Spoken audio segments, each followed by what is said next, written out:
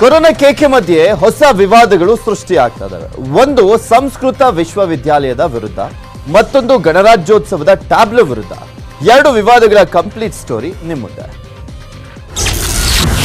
ಸಂಸ್ಕೃತ ವಿವಿ ಸ್ಥಾಪನೆಗೆ ಕರವೇ ವಿರೋಧ. ಸೇ ನೋ ಟು ಸಂಸ್ಕೃತ ಅಭಿಯಾನ ಶುರು. ರಾಮನಗರ ಜಿಲ್ಲೆಯ ಮಾಗಡಿ ತಾಲೂಕಿನಲ್ಲಿ 100 ಎಕರೆ ಜಾಗದಲ್ಲಿ ಬರೋಬ್ಬರಿ 350 ಕೋಟಿ ವೆಚ್ಚದಲ್ಲಿ ಸಂಸ್ಕೃತ ವಿಶ್ವವಿದ್ಯಾಲಯ ಸ್ಥಾಪನೆಗೆ ಮೊನ್ನೆ ಸಿಎಂ ಶಂಕುಸ್ಥಾಪನೆ ಮಾಡಿದ್ರು. ಆದ್ರೆ ಸಂಸ್ಕೃತ ವಿವಿ ಸ್ಥಾಪನೆ ಆಗಬಾರದು ಅಂತ ನಾರಾಯಣಗೌಡರ ಕರವೇ ಬಣ ಟ್ವಿಟರ್ ಅಭಿಯಾನ ಶುರು ಮಾಡಿದೆ. ಸಹಜವಾಗಿ ಇದು ಬಿಜೆಪಿಯವರನ್ನ ಕೆರಳಿಸಿದೆ. ಮನುಷ್ಯ ಅಪ್ರಸ್ತುತನಾದಾಗ, ಚಲಾವಣೆ ಇಲ್ಲದೆ ಇದ್ದಾಗ ಏನಾರು ವಿಚಾರ ತಗೊಂಡ್ಬಿಟ್ಟು ಒಂದ್ಸಲ ಪ್ರಚಾರ ಪಡಿಬೇಕು ಅಂತ ಹಪಾಹಪಿ ಇರುತ್ತೆ. ಆ ಥರ ಹಪಾಹಪಿಗೆ ಈ ಭಾಷೆ ಅನ್ನೋದು, ಭಾಷೆಯ ಮುಖಾಂತರವಾಗಿ ಸಮಾಜದಲ್ಲಿ ಒಡಕು ಅನ್ನೋದು ಮೂಡಬಾರ್ದು. ದಯವಿಟ್ಟು ಈ ಸಂವೇದನೆ ಇಟ್ಕೊಳ್ಳಿ ಅಂತ ನಾನು ಕೇಳ್ಕೊಳ್ತೀನಿ. ಕರವೇ ಅಭಿಯಾನಕ್ಕೆ ಹಲವರು ವಿರೋಧ ವ್ಯಕ್ತಪಡಿಸುತ್ತಿದ್ದಾರೆ. ನನ್ನ ಆಸಕ್ತಿ ನನ್ನ ಕಲಿಕೆ, ನನ್ನ ಸಂಪಾದನೆಯಲ್ಲಿ ಕಲಿಕೆ, ನಾನು ಸಂಸ್ಕೃತ ಕಲಿಬೇಕು ಅನ್ನೋ ಆಶಯಕ್ಕೆ ಸರ್ಕಾರ ಬದ್ಧವಾಗಿದೆ. ಅದನ್ನ ಬೇಡ ಅಂತ ಹೇಳೋಕೆ ಇವರೆಲ್ಲ ಯಾರು ಅಂತ ಹಲವರು ಪ್ರಶ್ನೆ ಹಾಕಿದ್ದಾರೆ.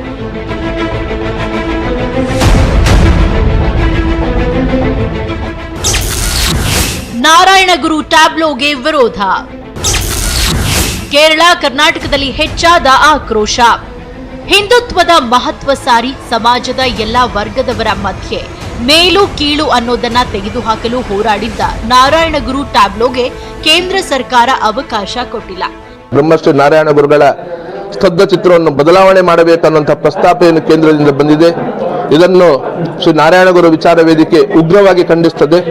ತಕ್ಷಣ ಪ್ರಧಾನಮಂತ್ರಿಗಳು ಇದಕ್ಕೆ ಮಧ್ಯಪ್ರವೇಶ ಮಾಡಿಬಿಟ್ಟು ಆ ಸ್ತಬ್ಧ ಚಿತ್ರ ಯಥಾವತ್ತಾಗಿ ಇರುವ ಹಾಗೆ ನೋಡಿಕೊಳ್ಳಬೇಕು. ಇಲ್ಲ ಅಂತ ಹೇಳಿದ್ರೆ ಇದು ಮುಂದಿನ ದಿವಸ ಇದರ ವಿರುದ್ಧ ಉಗ್ರ ಹೋರಾಟವನ್ನು ಮಾಡಬೇಕಾಗ್ತದೆ ಅನ್ನೋ ಎಚ್ಚರಿಕೆಯನ್ನು ಕೊಡಲಿಕ್ಕೆ ಬಯಸ್ತೇವೆ. ಸುಭಾಷ್ ಚಂದ್ರ ಬೋಸ್ ಟ್ಯಾಬ್ಲೋಗೂ ಕೊಕ್ಕೆ. ಕೇಂದ್ರ ಸರ್ಕಾರದ ವಿರುದ್ಧ ಬಂಗಾಳದಲ್ಲಿ ಆಕ್ರೋಶ. ಗಣರಾಜ್ಯೋತ್ಸವದ ಪರೇಡ್ಗೆ ಸುಭಾಷ್ ಚಂದ್ರ ಬೋಸ್ ಟ್ಯಾಬ್ಲೋಗೆ ಅವಕಾಶ ಕೊಟ್ಟಿಲ್ಲ. ಇದು ಕೇಂದ್ರ ಮತ್ತು ಪಶ್ಚಿಮ ಬಂಗಾಳದ ನಡುವೆ ರಾಜಕೀಯ ಗಲಾಟೆ ಎಬ್ಬಿಸಿದೆ. ಪ್ರಧಾನಿಗಳಿಗೆ ಪತ್ರ ಬರೆದಿದ್ದ ದೀದಿ 75 ವರ್ಷದ ಸ್ವಾತಂತ್ರ್ಯೋತ್ಸವ ಸಂಭ್ರಮದಲ್ಲಿ ಸುಭಾಷ್ ಚಂದ್ರ ಬೋಸ್ ಹೋರಾಟ ನೆನಪಿಸಿಕೊಳ್ಬೇಕು, ನಿರ್ಧಾರವನ್ನ ಮರುಪರಿಶೀಲಿಸಿ ಅಂತ ಖಾರವಾಗಿ ಪತ್ರ ಬರೆದಿದ್ದಾರೆ. ಅಂದಹಾಗೆ ಟ್ಯಾಬ್ಲೋ ವಿವಾದಗಳು ಇದೇ ಮೊದಲಲ್ಲ, ಹಲವು ಬಾರಿ ಆಗಿದೆ. ಆದ್ರೆ ಟ್ಯಾಬ್ಲೋ ಆಯ್ಕೆ ಹೇಗೆ ನಡೆಯುತ್ತೆ ಅನ್ನೋದು ಬಹುತೇಕರಿಗೆ ಗೊತ್ತಿಲ್ಲ.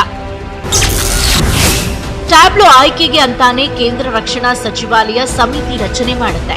ಕಲೆ, ಸಂಸ್ಕೃತಿ, ಚಿತ್ರಕಲೆ, ಶಿಲ್ಪಕಲೆ, ಸಂಗೀತ, ವಾಸ್ತುಶಿಲ್ಪ ಸೇರಿ ಎಲ್ಲಾ ಕ್ಷೇತ್ರಗಳ ಸಾಧಕರು ಸಮಿತಿಯಲ್ಲಿರ್ತಾರೆ. ರಾಜ್ಯಗಳು ಕಳುಹಿಸಿದ ಟ್ಯಾಬ್ಲೋ ಮಾಹಿತಿ ಪರಿಶೀಲನೆ ಮಾಡಿ 6 ರಿಂದ 7 ಸುತ್ತು ಸಭೆ ನಡೆಸಿ ಅಂತಿಮ ನಿರ್ಧಾರ ತೆಗೆದುಕೊಳ್ತಾರೆ. ಟ್ಯಾಬ್ಲೋ ವಿನ್ಯಾಸ ಹೇಗಿದೆ, ವಿಷಯ ಏನು, ಮಾದರಿ ಹೇಗಿದೆ ಅಂತೆಲ್ಲ ಪರಿಶೀಲನೆ ಮಾಡ್ತಾರೆ. ಈ ಹಿಂದೆಯೂ ಕಳುಹಿಸಿದ್ದ ಟ್ಯಾಬ್ಲೋಗಳ ಪಟ್ಟಿ ಪರಿಶೀಲನೆ ಮಾಡಿ ಅಂತಿಮವಾಗಿ ವರದಿ ಕೊಡ್ತಾರೆ. ಸಮಿತಿ ಕೊಟ್ಟ ವರದಿ ಆಧರಿಸಿ ಆಯ್ಕೆ ನಡೆಯುತ್ತೆ. ಆದ್ರೆ ನಾರಾಯಣ ಗುರುಗಳು ಮತ್ತು ಸುಭಾಷ್ ಚಂದ್ರ ಬೋಸ್ ಅವರ ಟ್ಯಾಬ್ಲೋ ಬೇಡ ಅಂದಿದ್ದಕ್ಕೆ ನಿಖರ ಕಾರಣವನ್ನ ಸಮಿತಿ ಕೊಟ್ಟಿಲ್ಲ.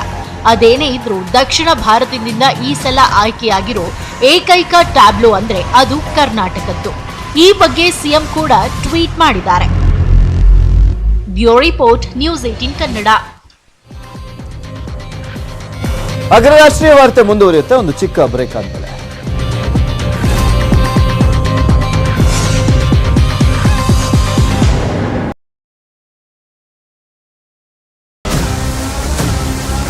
ಬೊಮ್ಮಾಯಿಯವರು